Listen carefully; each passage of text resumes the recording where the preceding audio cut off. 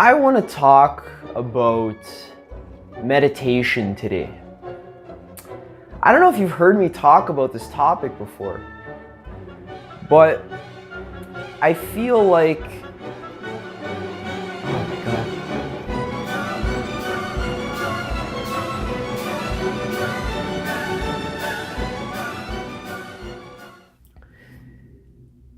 Today I want to talk about meditation because it has been helping me a lot in my life.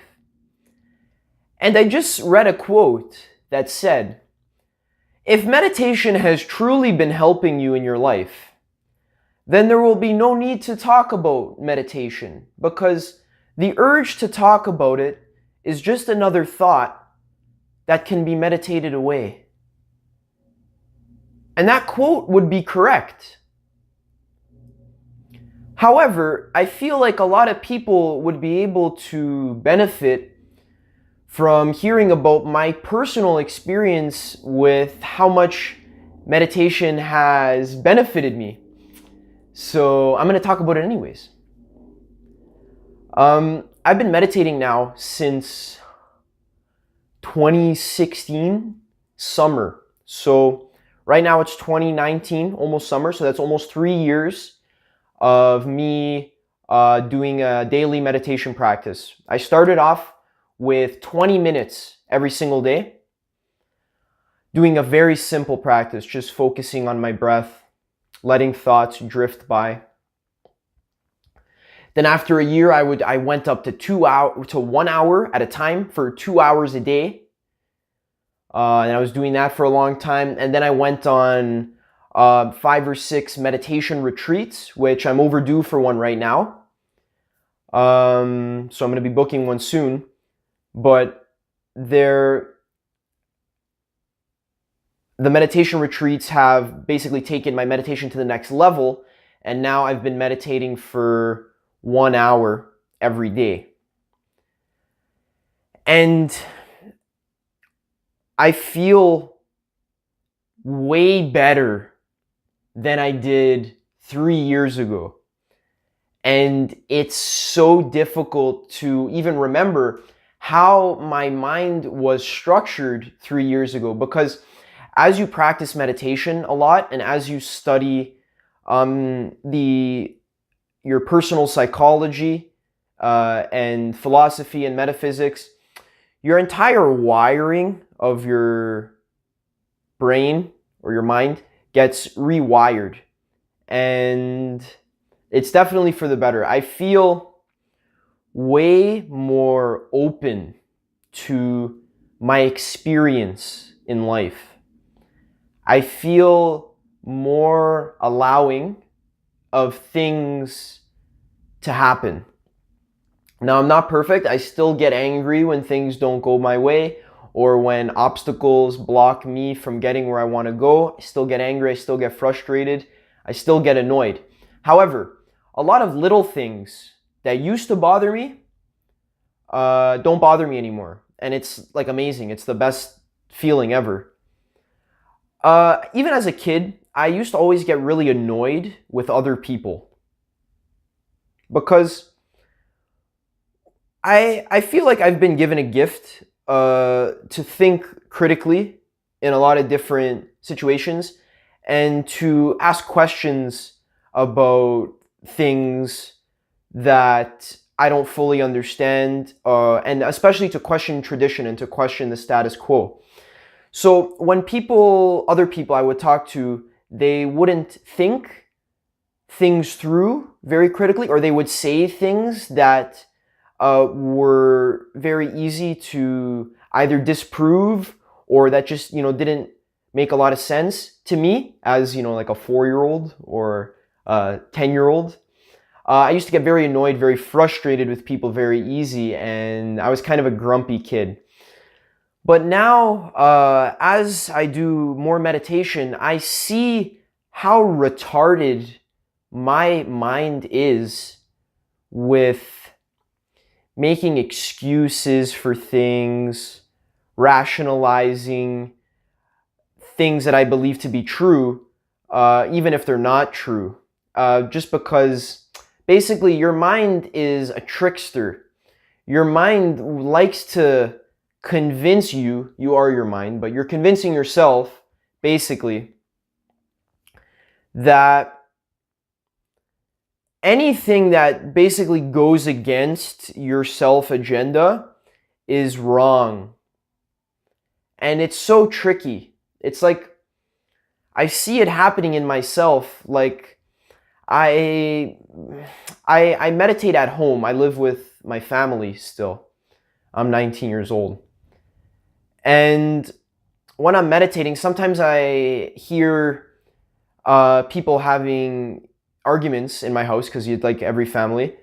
And in my mind is taking sides, and it's getting frustrated and angry. And then as I'm meditating, I realize the reason I'm angry is for a selfish reason. I care about my family and I want them to be happy, basically, because that benefits me if my family is happy. And the reason for this example is, even if what someone is saying is incorrect, if it benefits me, I will use logic and reasoning to twist the facts so that they seem true to me. And that's what everyone's mind does. But all of this meditation has helped me realize this behavior in myself, and it has allowed me to be more accepting of other people's stupidity, because I'm forced to observe my own stupidity, and then I can be more empathetic. That's the main thing that I notice with meditation, is that as I sit every single day for an hour and just observe my own restlessness and cravings and anger and all that disgusting, all those negative mental habits that everyone has, and how tricky they are to fight and to how easy they are to get lost in, I've become more empathetic with other people when they get lost in their own cravings or anger. And this makes me, in my own biased opinion, a lot easier to be around, because I'm more accepting of other people. I'm less judgmental.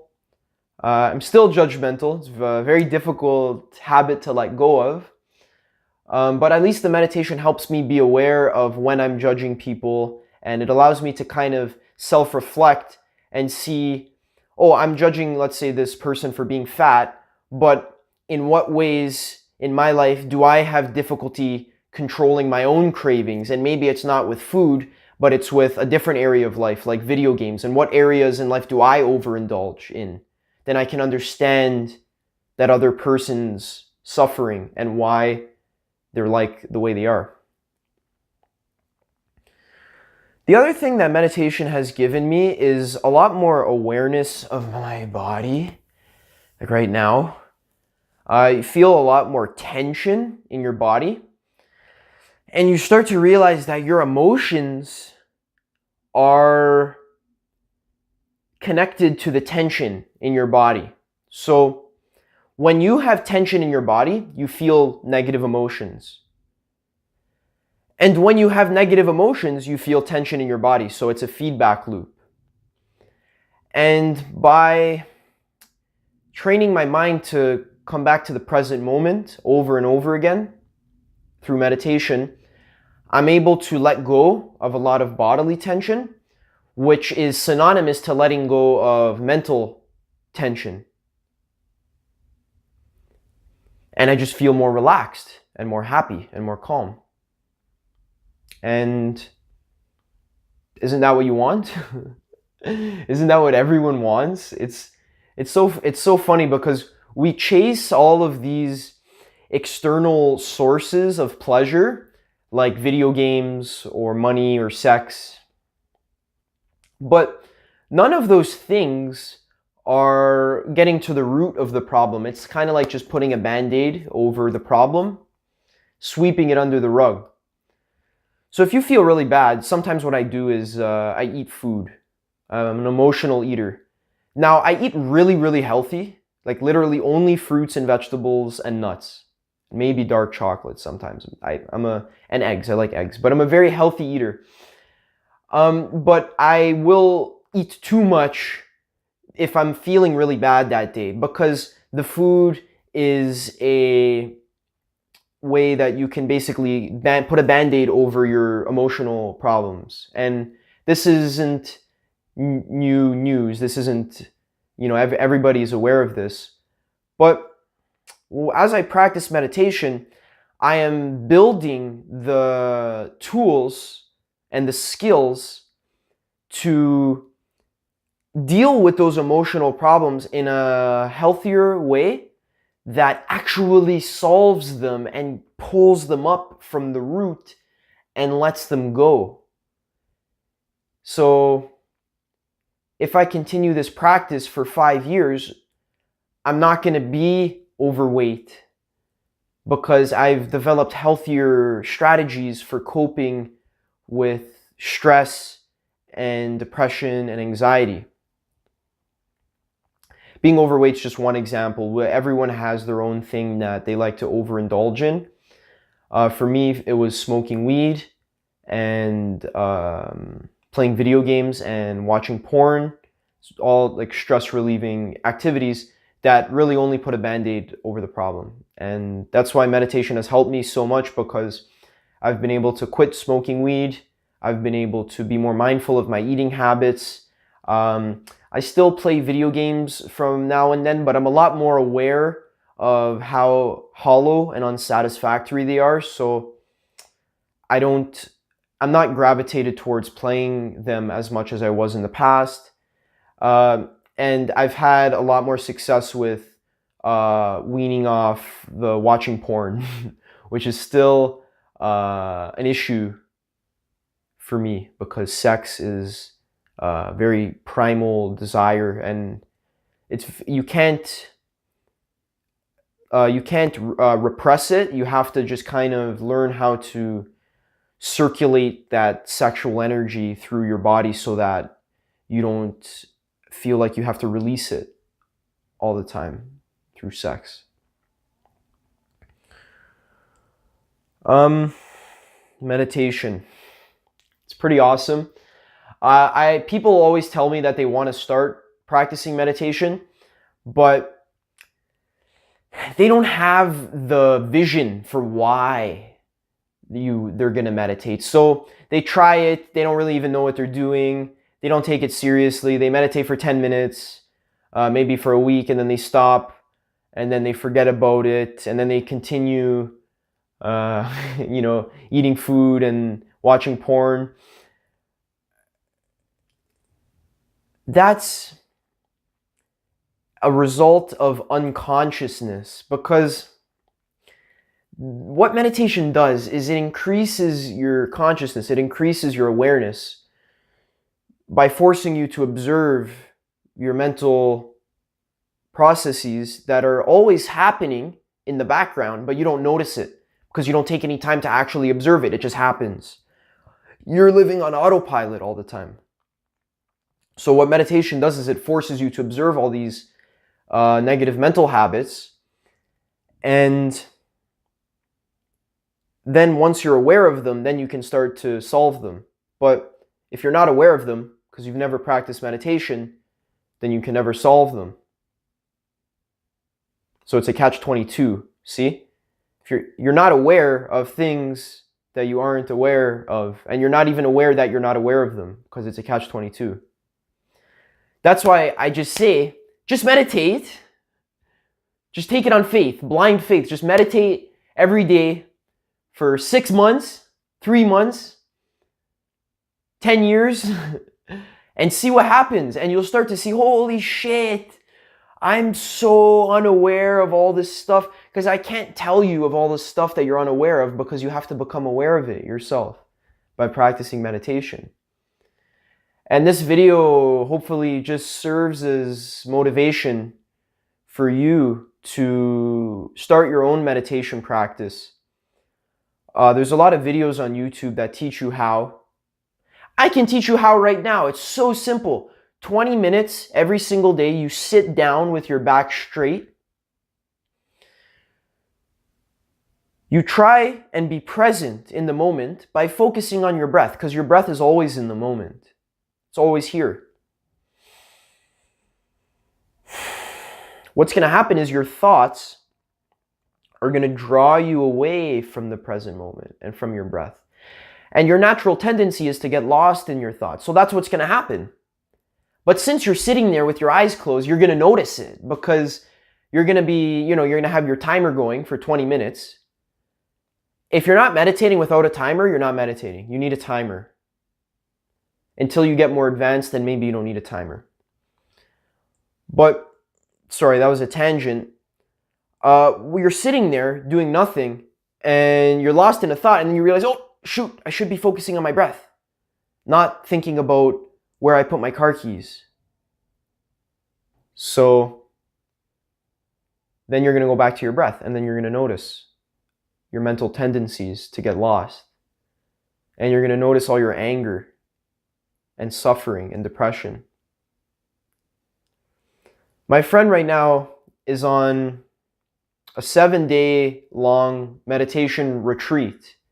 And what that consists of is 14 hours a day of meditation with breaks in between each meditation session to basically use the bathroom and drink water and maybe eat a little bit if it's lunchtime.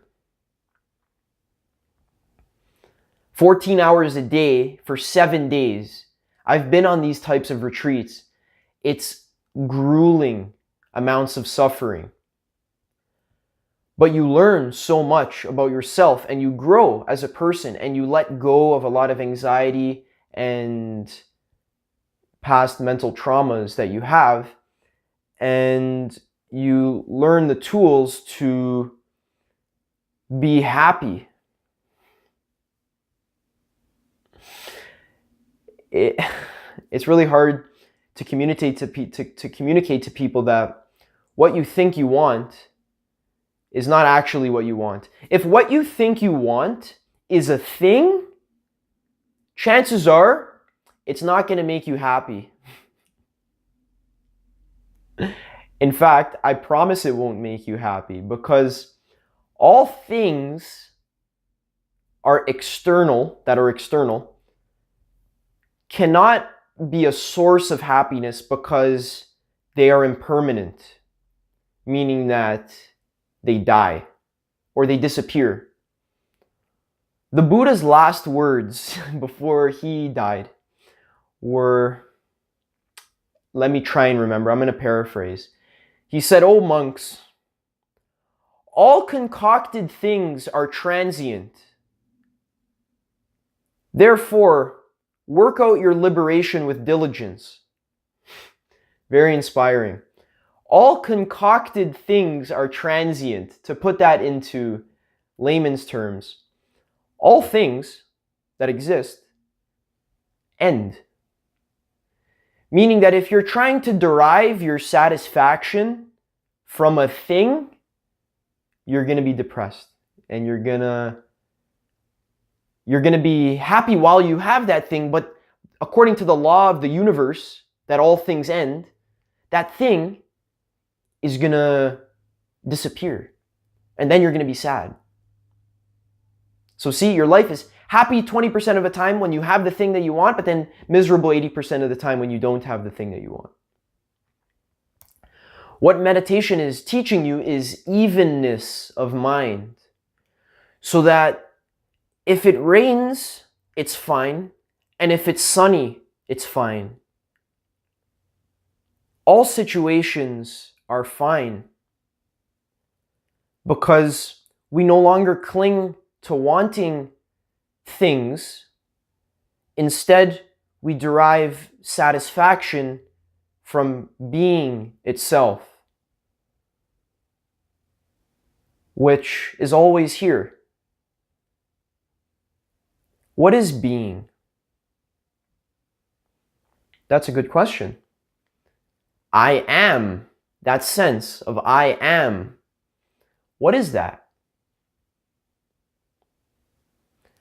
The monks and the spiritual seekers ground themselves in that which never dies, which is nothing. Nothing never dies. That's what you ground yourself in. Emptiness. The moment, this present moment, is empty. All the sensations, all the phenomena, your body, what's it made of? It's made of an appearance. It's made of a sensation, a phenomenon. What's that phenomenon made of? Nothing. You might say, oh, well, that phenomenon is made of neurons in your brain, which first of all is a thought. And that thought is nothing. If you look and see, it's made of nothing. It's an appearance. But also, if it's made of neurons in your brain, and your neurons are made of atoms, and atoms are 99.9% empty space, which is nothing, everything is nothing. And that nothing is always here. As you practice meditation, you develop the skill to ground yourself in that emptiness. Because when you're chasing things, you're trying to fill the emptiness with more emptiness, with food. You're trying to fill that sense of emptiness, but it never works. That emptiness is always there because whatever you're trying to fill the emptiness with, it itself is empty and is a transient phenomenon that will pass because all things are impermanent. The Buddha also said, work out your salvation with diligence. By diligently steadying your mind in the present moment, which is nothing, then that's salvation, because there is no more suffering from not having what you want, because what you want is nothing. I want nothing. I just want to be here. Isn't that beautiful?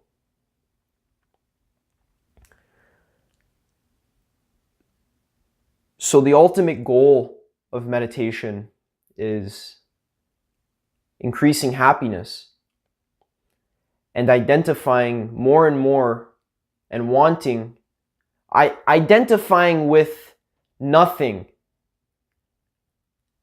and wanting nothing more, because that's who you are.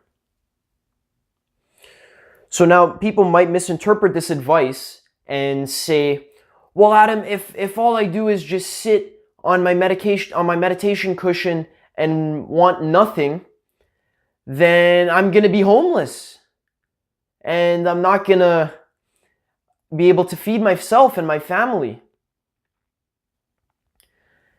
And nothing I'm saying here is stopping you from pursuing success and getting money.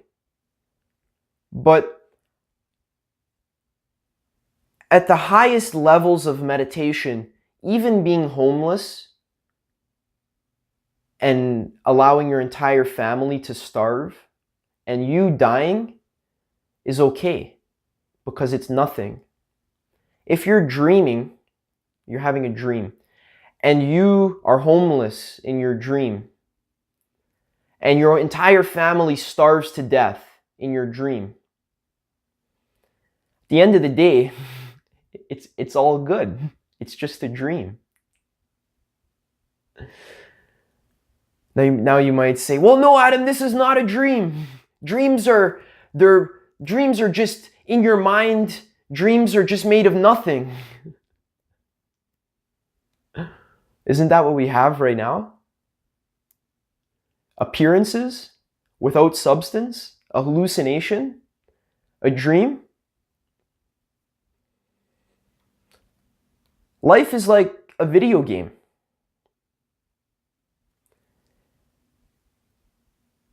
you should play it. You can play, it's really fun. You can play, you can level up your character to level 100.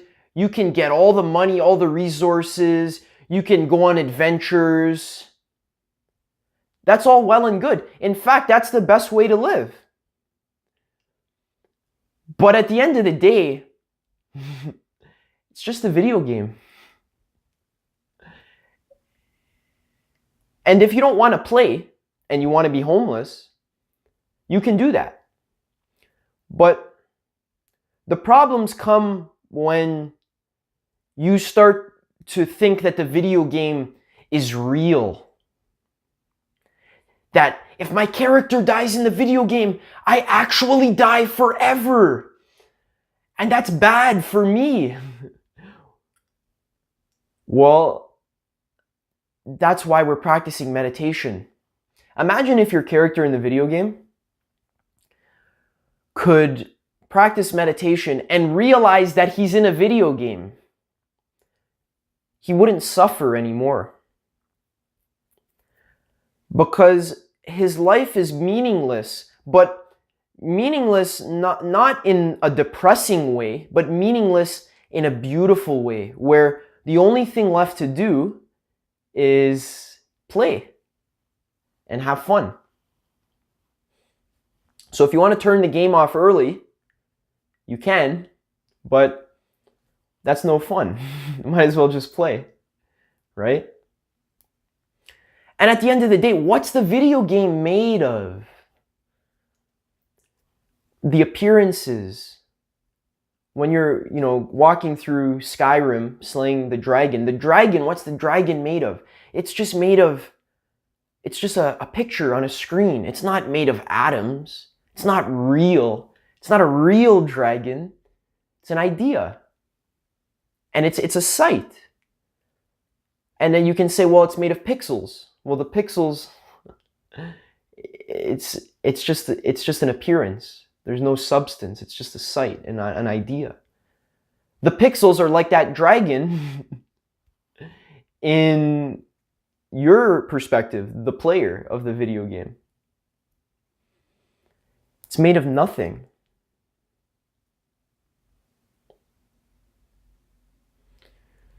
So, if you practice meditation every single day for 20 minutes, with the intention of increasing it to 30 minutes, 40 minutes, 60 minutes, it'll be very difficult. But if you continue to motivate yourself and re-motivate yourself by watching videos like this one, then you'll get some amazing results, just like I've gotten. And I am just at the tip of the iceberg. There's so much more that I'm not even aware of, because I'm not aware of what I'm not aware of. I hope you enjoyed this video. I hope I've motivated you to start your own meditation practice.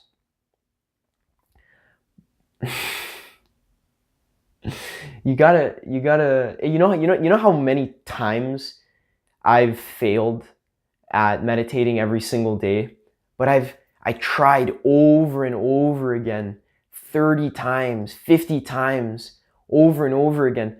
I can never stop meditating because I'm too committed. There's nothing else that's going to make me happy. What am I going to do? Not meditate? Okay, I'll just enjoy my life of suffering and misery then. Right? Adam, how can sitting on the meditation cushion doing nothing possibly make you satisfied? How's it going to pay my bills? It won't. But it might make you realize that the delusional way in which you're paying your bills is causing you to suffer. And it might just motivate you to start a business and make money in a more conscious way. So at the end of the day, meditation might actually make you a millionaire. Because all of these negative mindsets, all of these delusions that you have in your mind about why you can't be a millionaire and why you have to work your stief 9-to-5 job,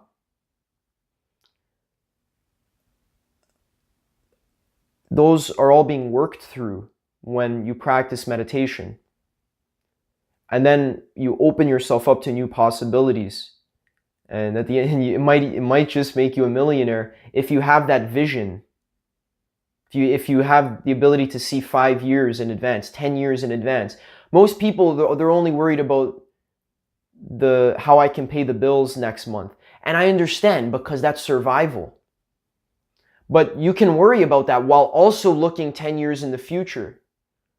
Saying, okay, if I meditate every single day for 10 years, how will my life look? Can you even imagine that? Do you even know enough about meditation to even imagine that?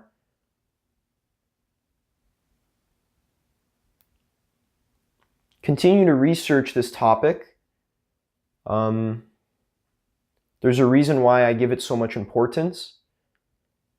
And practice meditation yourself while also continuing to motivate yourself to meditate by watching videos like these. And have a good day. Let me know how your meditation habit is going. And I'll see you in the next video.